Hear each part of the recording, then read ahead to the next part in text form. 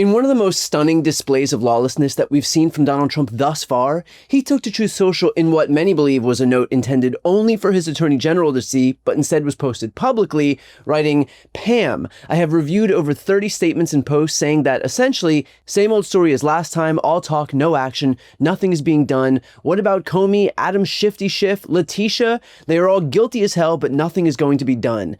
Then we almost put in a Democrat-supported U.S. attorney in Virginia with a really bad Republican past, a woke rhino who is never going to do his job. That's why two of the worst Dem senators pushed him so hard. He even lied to the media and said that he quit and that we had no case. No, I fired him and there is a great case and many lawyers and legal pundits say so. Lindsay is a really good lawyer and likes you a lot. We can't delay any longer. It's killing our reputation and credibility. They impeached me twice and indicted me 5 times over nothing. Justice must be served now. President DJT. Now, I know that we're in an era where Trump and his administration are so lawless that it numbs us to new instances of lawlessness, but I want to be 100% clear that this is an impeachable offense. This is the President of the United States writing publicly to his Attorney General that his political opponents need to be prosecuted, that he's firing his own prosecutors who fail to abuse their positions by doing his bidding, and that he views the impending prosecution of the New York Attorney General as retribution for his own indictments, which, by the way, all came at the hands of unanimous juries. If ever there was an offense that warrants impeachment, this would be it. Remember, too, Republicans spent years berating Bill Clinton for meeting with Attorney General Loretta Lynch on a tarmac for a few minutes when Bill wasn't even president. The separation between a president and the Attorney General was apparently so sacrosanct that any modicum of collusion was grounds for a full meltdown. And yet now we are so far through the looking glass that Trump can literally publicly direct his Attorney General to engage in vindictive prosecutions, basically admit as much, and it's straight crickets from the GOP. This makes Watergate look like preschool. In fact, you don't have to take my word for it. Take Pam Bondi's all the way back a lifetime ago when she was testifying at her own confirmation hearing to become the Attorney General. And it would not be appropriate for a prosecutor to start with a name and look for a crime. It's a prosecutor's job to start with a crime and look for a name, correct? Senator, I think that is the whole problem with the weaponization that we have seen the last 4 years and what's been happening to Donald Trump.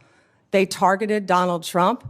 They went after him, actually starting back in 2016. They targeted his campaign. They have launched countless investigations against him. That will not be the case if I am Attorney General. I will not politicize that office. I will not target people simply because of their political affiliation.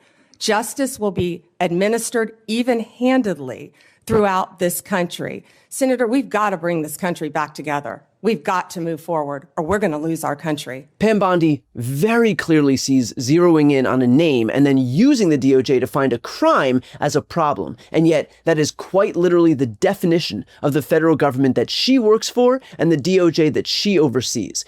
The only thing worse than a lawless attorney general who doesn't realize what she's doing is wrong is a lawless attorney general who knows exactly what she's doing is wrong and yet opts to do it anyway. Trump himself had the opportunity to walk his demand back, and because he has no check on his power in this government, essentially doubled down. No, I just want people to act. They have to act, and we want to act fast. You know, they were ruthless and vicious. I was impeached twice. I was indicted 5 times. It turned out to be a fake deal, and we have to act fast. One way or the other. One way or the other. They're guilty, they're not guilty, we have to act fast. If they're not guilty, that's fine. If they are guilty or if they should be charged, they should be charged. And we have to do it now. Trump says if they're not guilty, that's fine. Only small problem, there is no evidence that Letitia James is guilty, no evidence of the mortgage fraud that he's trying to pin on her. That much was made clear by the U.S. attorney in the Eastern District of Virginia who Trump appointed, and so Trump fired him and installed a new U.S. attorney for the Eastern District of Virginia to do what he wants him to do. So it's not exactly fine if Letitia James isn't guilty, is it, if Trump is going to keep replacing the existing prosecutors with new ones until he finds one who's going to engage in a vindictive prosecution to placate the God King. In fact, just this morning, Trump was asked if he's ever threatened DOJ leadership if they don't prosecute Letitia James.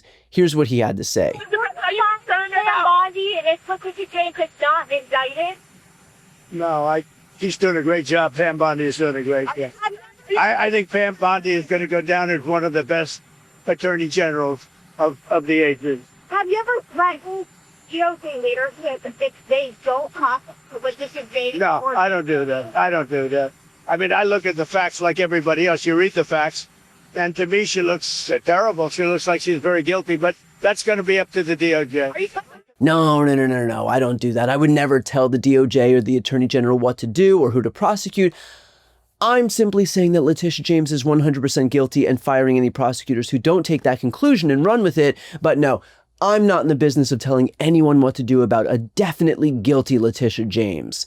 And the irony of this is that because Trump has been so overt and so lawless in his demands that his prosecutors go after his political enemies, what he's actually doing is undermining any potential case that those same prosecutors would bring, as Glenn Kirshner explained here. In the event he can find a U.S. attorney, a flunky, a lapdog, a sycophant to go in and try to prosecute Tish James, though she committed no crimes, that will probably be the most successful, vindictive prosecution defense ever mounted by a criminal defendant, because the law says you have a due process right under the Constitution not to be prosecuted because of the animus, the hatred that a prosecutor has for you. That violates your due process rights. There's a lot more to the legal test for vindictive prosecution, but that is it, boiled down to its essence. And what could possibly be more vindictive than Donald Trump, who, let's face it, is the lead prosecutor in all cases for all purposes now, because he has basically taken over the Department of Justice's prosecutorial decision-making. And, Pam Bondi will do whatever she's told to do by dear leader. So I suspect that a federal judge, if Tish James is indicted and she files a motion to dismiss the indictment based on vindictive prosecution, would not only have a winning defense, she would probably get the case thrown out with prejudice, which means it could never be rebrought against her. And the fringe benefit of that, Brian, Donald Trump has been threatening to prosecute so many people for so long, 10 years now for Hillary Clinton, lock her up, lock her up, lock her up, and dozens of other enemies. I almost hope that one of these enemies gets indicted on, no evidence, a frivolous, vindictive prosecution, just so federal judges can announce to the world that Donald Trump is a paper tiger, because he can threaten to prosecute people, but he can't follow through. Right. That will actually diminish, in my opinion, Donald Trump's power, and it will reduce the seriousness of the threats that he's forever making to prosecute his enemies if federal judges begin to throw them out and say, there's no there. And of course, to watch more of our Legal Breakdown series or just to support independent media, please subscribe to this channel. It is completely free and always will be.